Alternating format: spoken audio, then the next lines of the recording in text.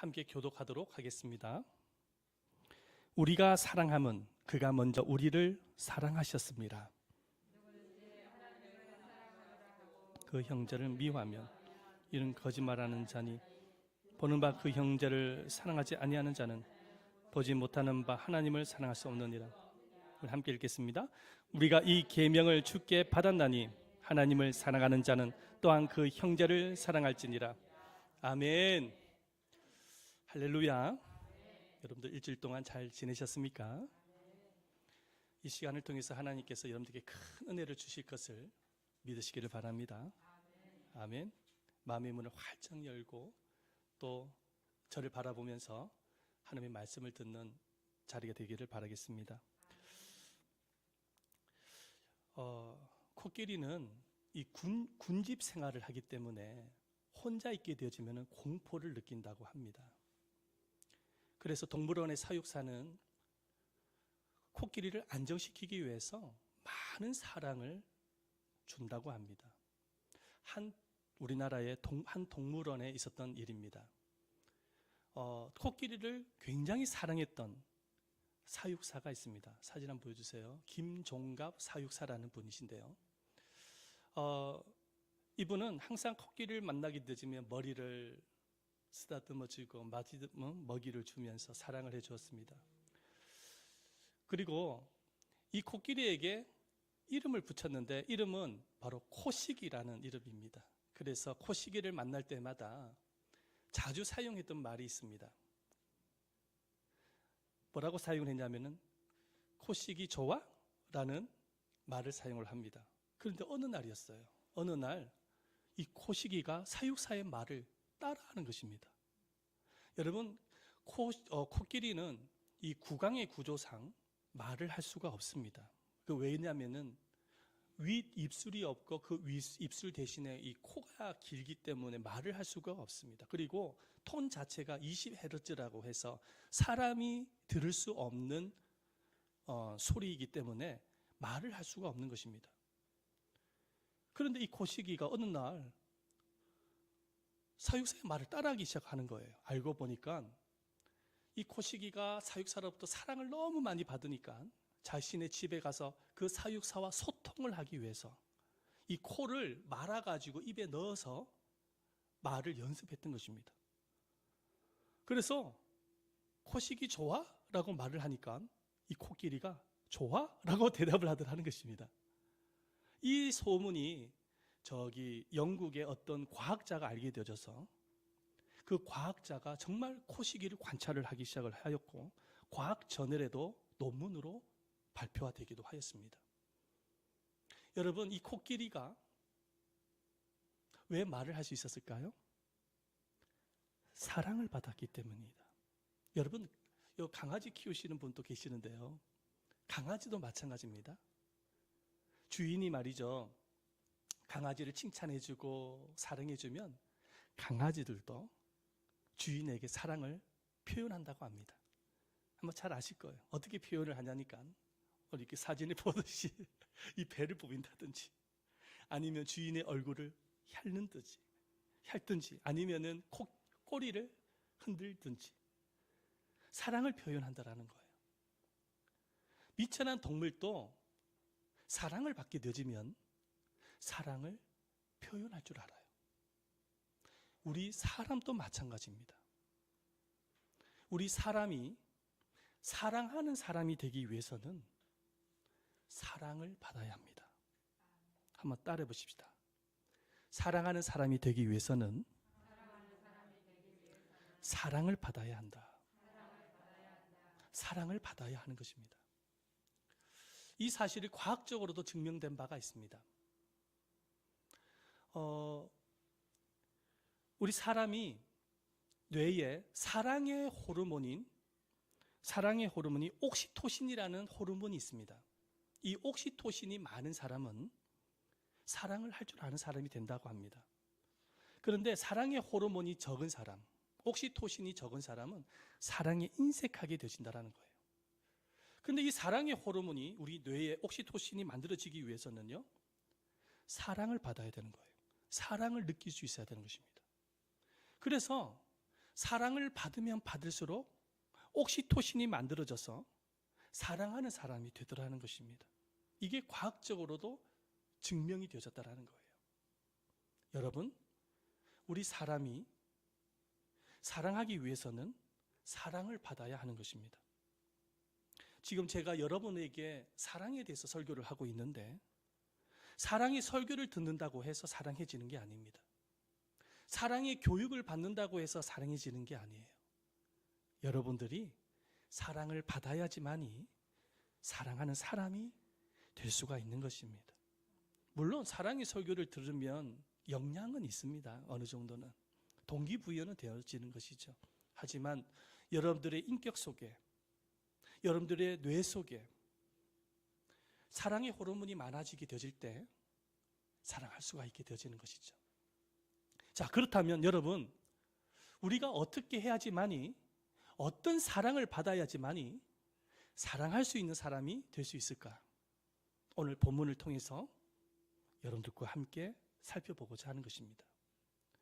오늘 본문의 말씀에 사도 요한은 가족들에게, 교회 성도들에게, 이웃들에게, 심지어는 자신을 핍박하는 사람들을 사랑하는 이유에 대해서 이렇게 밝히고 있습니다.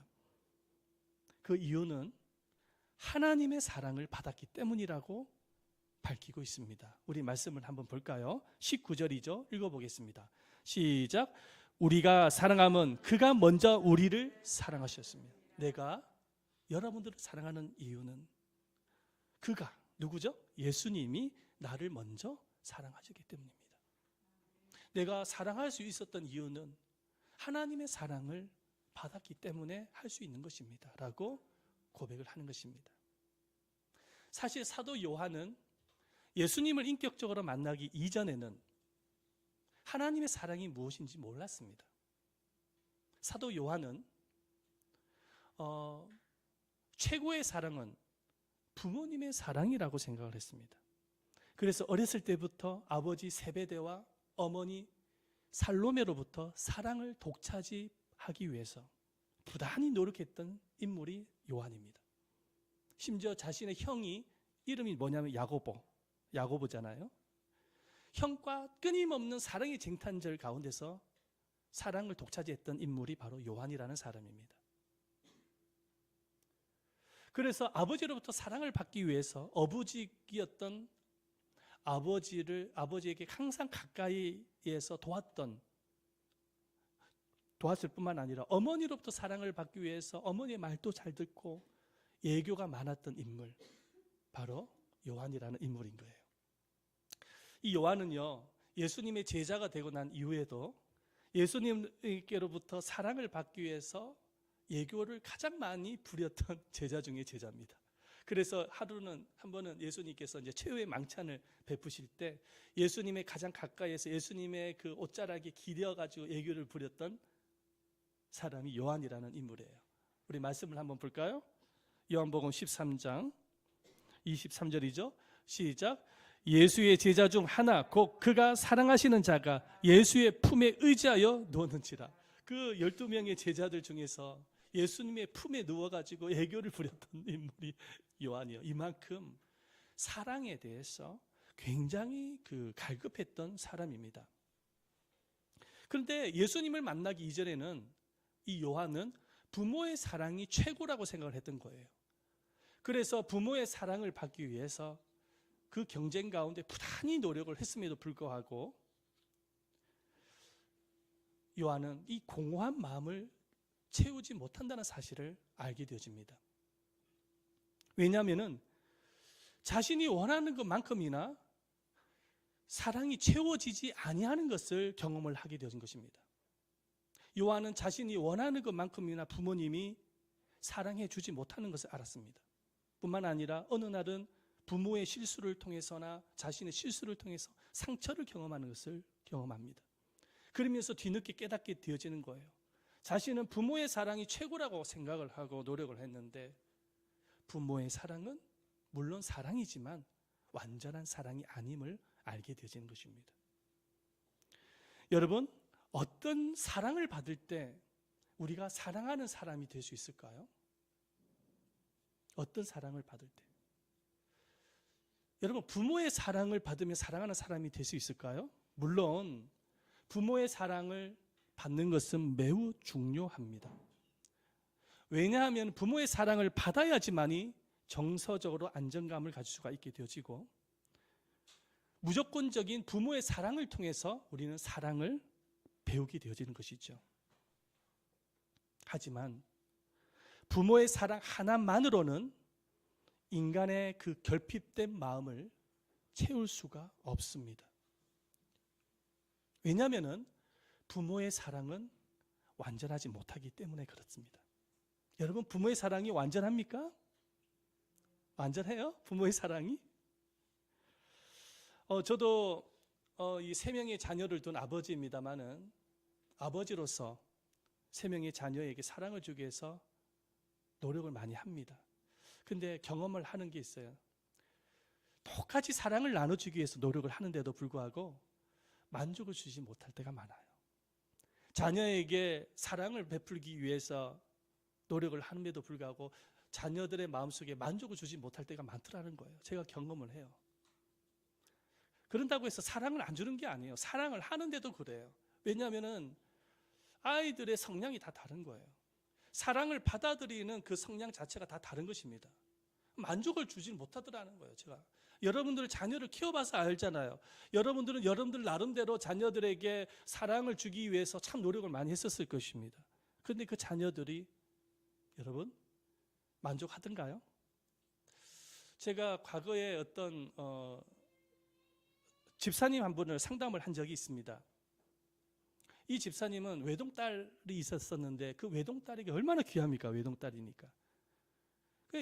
너무 사랑하다 보니까는 그 딸이 원하는 거 다 해주는 거예요. 그냥 뭐 사달라는 거 있으면 다 사주고, 이렇게 어디 좀 놀러 가고 싶다 그러면 거기도 같이 따라가주고, 배우고 싶다고 하면 고액을 들으면서까지 배우게 해주고, 뭐 넉넉한 가정이 아닌데도 불구하고 딸을 위해서는 정말 최선을 다하더라고요. 그런데 어느 날 이 엄마가 딸의 목소리를 듣고 싶어가지고 전화를 했는데, 이 딸이 말이죠, 전화를 탁 끊어버리는 거예요. 전화를 여러 번 했는데 자꾸 탁탁 끊어버려요. 그래가지고 그 딸이 이제 집에 들어왔는데 그 딸이 엄마한테 하는 말이 뭐라고 이야기를 하냐면, 엄마 왜 자꾸 전화하냐는 거예요. 집에 오면은 얼굴을 볼 텐데 그때 이야기하지 아니하고 왜 자꾸 나에게 전화를 하냐는 거예요. 창피하게. 그 말을 듣고 엄마가 충격을 받았어요. 나는 내 나름대로 딸을 사랑하기 위해서 최선을 다했는데 이 딸의 반응이 이렇게 나오니까 상처를 받는 거예요. 그래서 엄마가 잠을 못 자는 겁니다. 상담 받으러 온 거예요. 물론 딸이 전화를 끊게 되어지는 이유가 있겠죠. 이제 자기도 생각할 나이가 다 되어졌는데 엄마의 지나친 과잉이 싫을 수도 있고, 아니면 정말 친구 앞에 이제 사춘기 때라 가지고 전화 받는 것 자체로 창피하게 느껴질 수도 있는 것입니다. 하지만 분명한 사실이 무엇이냐니까, 엄마는 엄마 나름대로의 딸에게 사랑을 줬는데 딸은 엄마의 사랑을 사랑으로 여기지 않더라는 것입니다. 오히려 상처로 받아들이라는 거예요.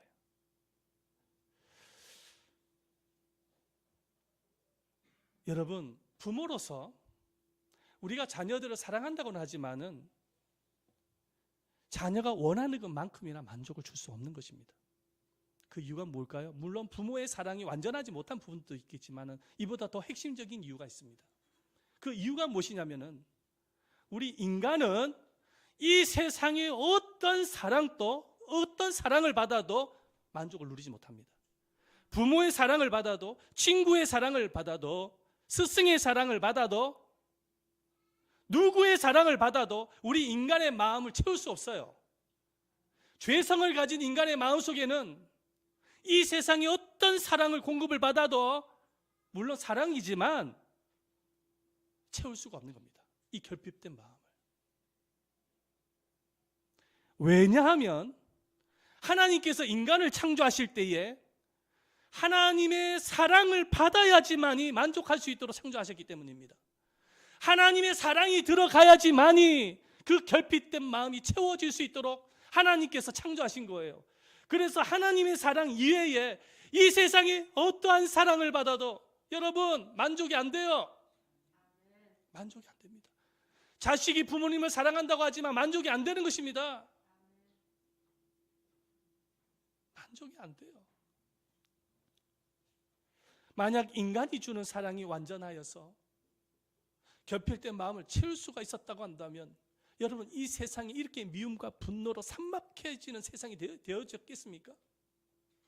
여러분들 주변을 한번 살펴보시기를 바랍니다. 사람들이 얼마나 완악하고 이기적이고 사나운지 모릅니다. 뭔가 문제가 터지게 되어지면은 목소리가 큰 사람이 이긴다고 생각을 하고 얼마나 성질을 부리는지 몰라요. 그것이 지금 우리가 살아가고 있는 세상이지 않습니까? 그분들이 어렸을 때부터 사랑을 안 받았습니까? 최소한 부모님의 사랑은 받았지 않겠습니까? 그럼에도 불구하고 여러분 세상은 점점 악해져 가고 있는 거예요. 정말 양보하고 배려하는 사람 찾아볼 수가 없어요. 얼마 전에 뉴스를 통해서 끔찍한 사건을 제가 보았습니다. 우리나라가 아니라 미국에 있었던, 미국 조지아주 애틀란타에서 있었던 일인데 한인 4명이 총을 맞고 죽었습니다.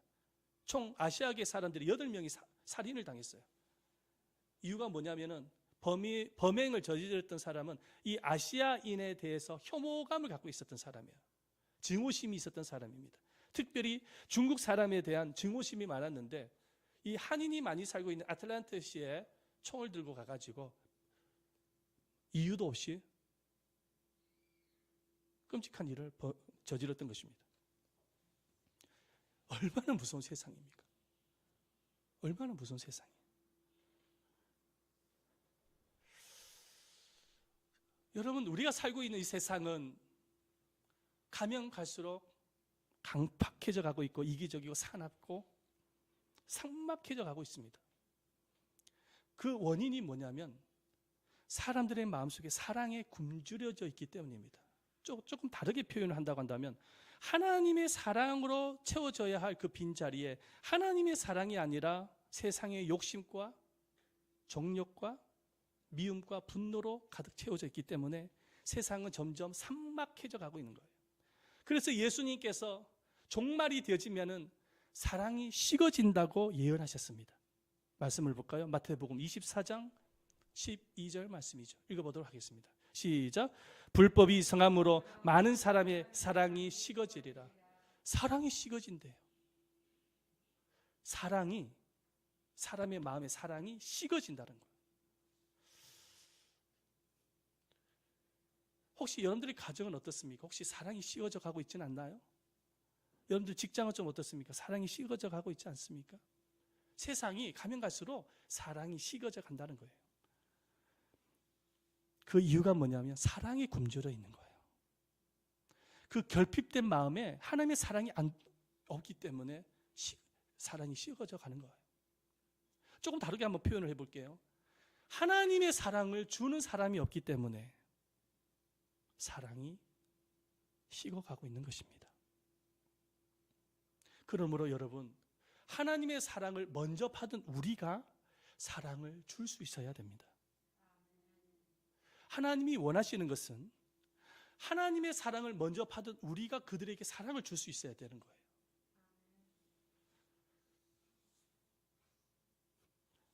요한은 부모의 사랑이 최고로 생각을 했지만 나중에는 예수님의 제자가 되어지고 하나님의 사랑을 알게 되어져요. 하나님의 사랑을 경험을 하면서 정말로 사랑을 나눌 수 있는 사람이 되어집니다. 그래서 요한일서 4장 11절 말씀 이렇게 말씀을 하고 있죠. 읽어봅니다. 시작. 사랑하는 자들아 하나님 이같이 우리를 사랑하셨은즉 우리도 서로 사랑하는 것이 마땅하도다. 요한 1서 말씀의 전체 말씀 가운데 가장 많이 등장하는 단어가 사랑입니다. 특별히 하나님의 사랑이에요.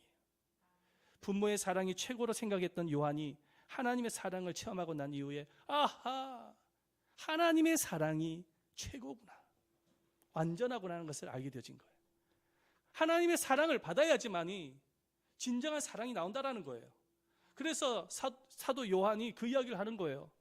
하나님 우리를 사랑하셨기 때문에 우리가 서로 사랑하는 것이 마땅하도다. 할렐루야. 그렇게 말씀을 하는 것입니다. 그렇다면 여러분 도대체 하나님의 사랑이 어떤 사랑이길래 그 사랑을 받게 되어지면 우리 영혼이 만족하게 되어지고 변화가 일어나는 것일까요? 우리 요한 1서 4장 9절 이렇게 말씀을 하고 있습니다. 읽어봅니다. 시작. 하나님의 사랑이 우리에게 이렇게 나타난 바 되었으니 하나님이 자기의 독생자를 세상에 보내심은 그로 말미암아 우리를 살리려 하심이라. 10절 말씀 읽어봅니다. 사랑은 여기 있으니 우리가 하나님을 사랑한 것이 아니요 하나님이 우리를 사랑하사 우리 죄를 속하기 위하여 화목 제물로 그 아들을 보내셨습니다. 여러분, 하나님의 사랑은 도대체 어떤 사랑이길래 그 사랑을 받게 되어지면 변화가 일어납니까? 오늘 말씀을 통해서 우리에게 말씀하고 있습니다. 하나님의 사랑은 예수 그리스도의 십자가 사랑이었던 겁니다. 십자가 사랑을 받으셔야 되는 것입니다. 하나님께서 우리를 너무 사랑하셔서 독생자를 세상에 보내주셨고, 예수님은 우리를 너무 사랑하셔서 십자가를 통하여 우리를 구원해 주신 것입니다. 그래서 누구든지 예수를 믿게 되어질 때에 죄사함을 받게 되어지고 구원을 받게 되어지고 하나님의 자녀가 되어지는 것이죠. 예수 그리스도의 이 십자가 사랑보다 더 큰 사랑은 이 세상뿐만 아니라 우주 가운데 찾아봐도 없습니다. 십자가의 사랑보다 더 큰 사랑은 존재하지 않아요. 하나님의 사랑의 완성판이 뭐냐? 십자가 사랑인 거예요. 로마서 5장 8절 말씀 그래서 이렇게 기록을 하고 있어요. 시작. 우리가 아직 죄인 되었을 때에 그리스도께서 우리를 위하여 죽으심으로 하나님께서 우리에 대한 자기 사랑을 확증하셨다는 거예요. 하나님께서 십자가 사랑을 통하여 우리에게 확증해 주셨다는 거예요. 그러니까 십자가 사랑보다 더 큰 사랑은 없다라는 것입니다. 미국 엘리자베스 조이스라는 여인이 있습니다. 한 36세 정도 되는 나이에 이 여인은 이제 아기를 가지게 되었습니다. 그런데 안타깝게도 임신을 하고 한 달이 되어졌을 때에 허리암을 앓게 되었습니다. 그래서 의사는 허리암을 치료하기 위해서는 아기를 포기해야 된다라는 선언을 합니다. 그 말을 듣고 조이스는 굉장히 갈등을 하게 되어집니다. 아기를 포기해야 될 것인가, 아니면 허리암 치료를 포기해야 될 것인가 고민을 하게 되어지는데, 이 조이스는 허리암 치료를 포기하기로 결심을 합니다. 아기를 살리기 위해서. 3개월이 지나가게 되어지자 암이 전신으로 퍼지게 되어져요. 폐까지 전이가 되어져서 이제는 숨을 제대로 쉴 수가 없습니다. 그리고 아이가 출생하기 한 2달 전에 인공분만을 통해서 딸을 낳게 되어진데 릴리라는 아이입니다. 릴리라는 아이. 아이를 출산하고 난 이후에 남편이 아이를 안고 있는 가운데 이 조이스라는 여인은 숨을 거두게 되어집니다. 여러분,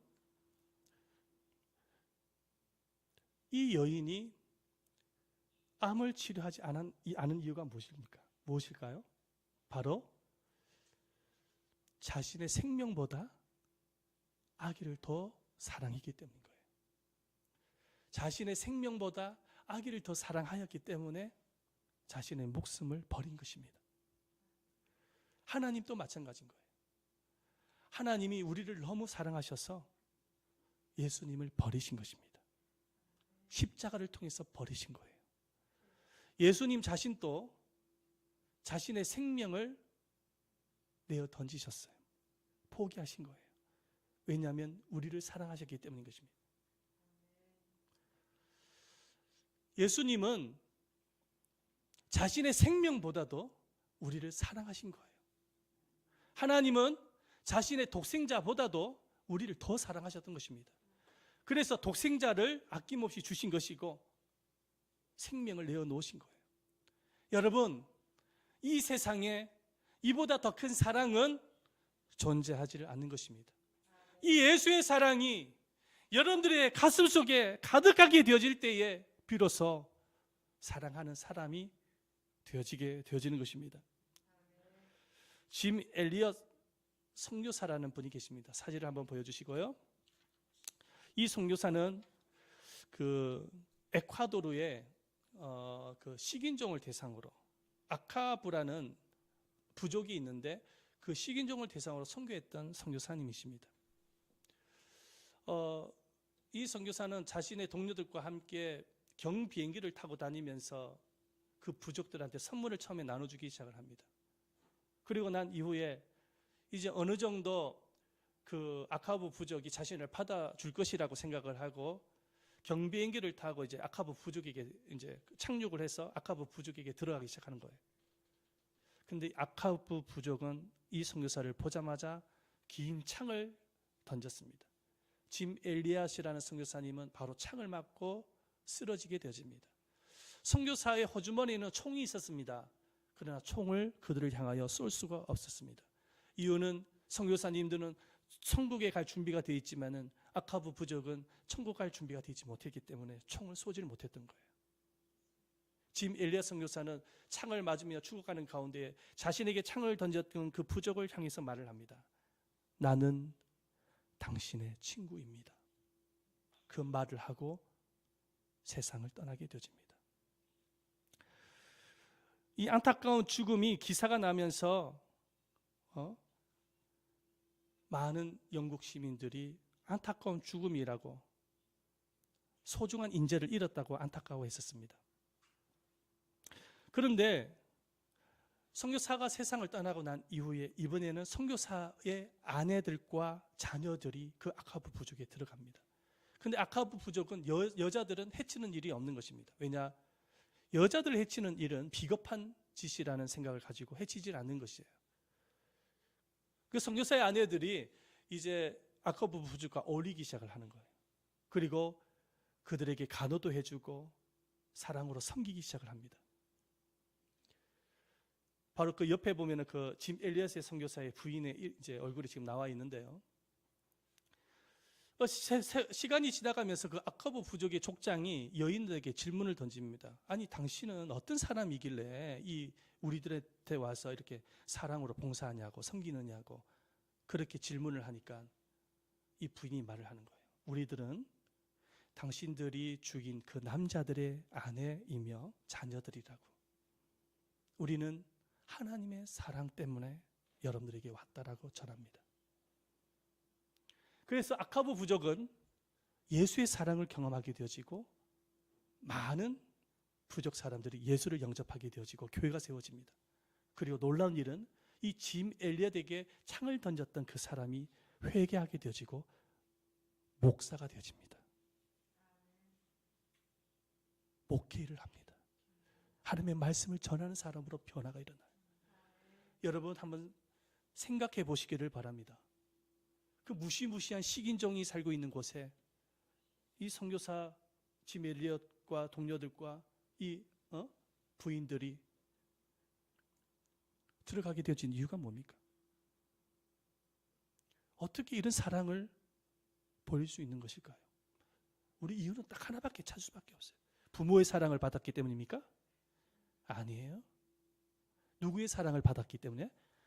하나님의 사랑을 받았기 때문에 가능한 일인 거예요. 이게 진짜 사랑인 거예요. 하나님의 사랑을 받았기 때문에 이런 사랑이 나타나는 것입니다. 자신의 목숨까지도 내어놓는 것. 예수의 사랑이 나타나는 것입니다. 하나님의 사랑을 받으니까 놀라운 변화가 일어나는 거예요. 누가 진정한 사랑을 할 수 있습니까? 하나님의 사랑을 받은 사람만이 진정한 사랑을 할 수가 있는 것입니다. 여러분들이 정말로 예수를 믿고 있다고 한다면 이미 하나님의 사랑을 받고 있다는 사실을 믿으시길 바랍니다. 왜냐하면 하나님의 사랑을 받지 아니하고서는 예수를 믿을 수가 없습니다.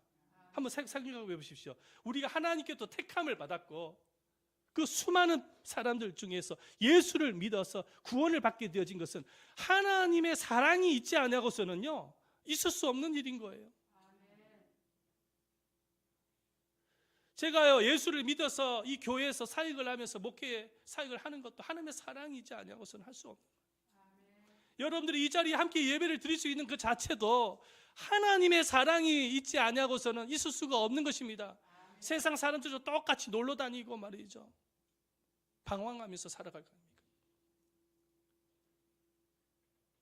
우리 모두가 다 하나님의 사랑을 받은 거예요. 자, 그러나 하나님의 사랑을 받은 한 가지로 만족을 해서는 안 되는 것입니다. 우리는 날마다 하나님의 사랑으로 충만할 수 있어야 사랑을 나눌 수 있습니다. 하나님의 사랑으로 충만해지기 위해서는 어떻게 해야 될까요? 따라해 보십시다. 하나님의 사랑 안에 머물러야 합니다.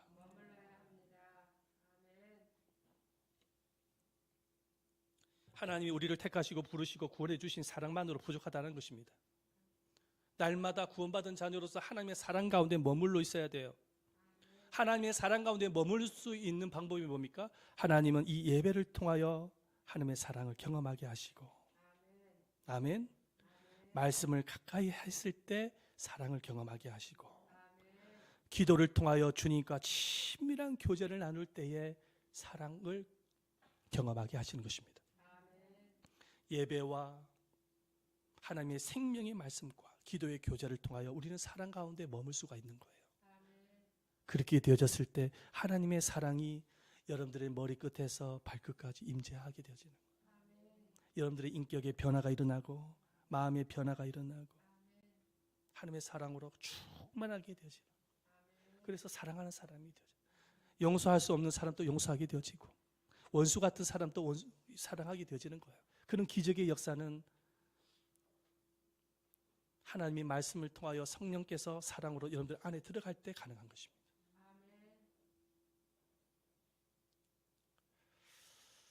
하나님의 사랑으로 충만하게 되어졌을 때 남편은 부인을 더 진정으로 사랑하게 되어지고 부인은 남편을 더 사랑하게 되어지고 부모는 자녀를 사랑하게 되어지고 자녀는 부모를 공경하게 되어지는 것입니다. 어떤 가정에 있었던 일입니다. 아빠가 집에 딱 들어오니까 유치원 다니는 아들이 손가락을 이렇게 엄지손가락을 내미는 거예요. 너무 귀여워가지고 아빠가 그 엄지손가락에 뽀뽀를 해주었습니다. 뽀뽀를 해주니까 이번에는 아이가 5손가락을 이렇게 내미는 것입니다. 너무 귀여워가지고 아빠가 그 5손가락을 깨물어 주었습니다. 그랬더니 부엌에서 일을 하고 있었던 부인이 소리를 지르면서 말을 합니다. 나 쟤 때문에 못 살겠어. 쟤 때문에 못 살겠어.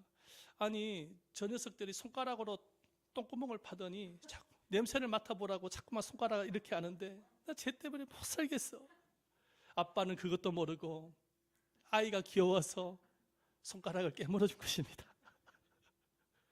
여러분 뭐 손가락을 똥구멍으로 판 그 손가락을 깨물어 준 거면 어떻습니까? 여러분 사랑하면 다 이해가 되어지고 감당이 되어지는 것입니다. 여러분 가슴 속에 사랑이 넘치면 다 이해가 되어져요. 용납이 되어지고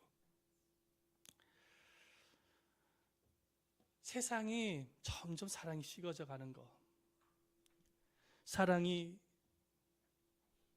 식어져 가는 이유가 뭐냐면 사랑이 굶주려 있기 때문인 것입니다. 다시 말해서 사랑을 주는 사람이 없기 때문에 그래요. 사랑하는 여러분, 여러분들이 하나님의 사랑을 받고 사랑으로 충만하여서 사랑을 전하는 여러분들 되시기를 축원드립니다. 사랑의 사도가 되시기를 바라겠습니다. 가장 가까운 사람부터 사랑을 실천할 수 있어야 됩니다. 먼 사람이 아니라. 가장 가까운 사람이 누굽니까? 가족들입니다. 항상 얼굴 보는 사람. 그 사람에게 먼저 사랑을 실천하십시오. 그들을 그냥 이해하세요. 용납해 주세요. 그리고 교회 성도들을 사랑할 수 있어야 됩니다. 가장 가까이 있는 성도들. 우리는 영적인 가족이지 않습니까? 서로 이해하고 용서하고 사랑할 수 있어야 돼요.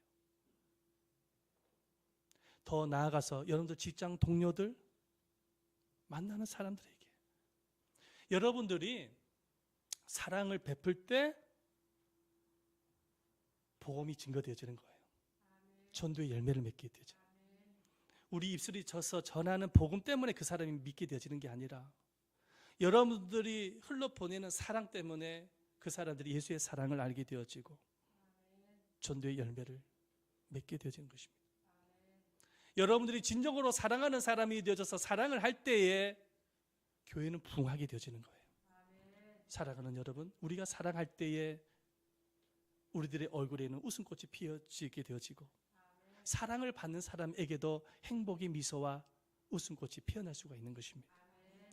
그러면 사랑하는 여러분, 우리 모두가 다 사랑하는 사도가 되십시다. 이 세상에 우리가 할 수 있는 것은 사랑밖에 없습니다. 사랑이 최고입니다. 할렐루야. 우리 한번 이 시간에 기도하는 시간을 가지겠는데요. 기도를 드릴 때 하나님, 우리들의 마음속에, 이 결핍된 마음속에 그리스도의 사랑이 충만하게 하여 주옵소서. 우리는 이미 먼저 하나님의 사랑을 받은 사람입니다. 그런데 사랑을 받은 것만으로 부족합니다. 날마다 하나님의 사랑으로 충만할 수 있어야 됩니다. 우리들의 가슴 속에 사랑이 충만하게 하여 주셔서 나의 모습 자체 속에 예수의 사랑이 나타나게 하옵소서. 그 사랑을 통하여 우리 가족들을 웃음꽃이 피어지게 하시고 치유가 일어나게 하시고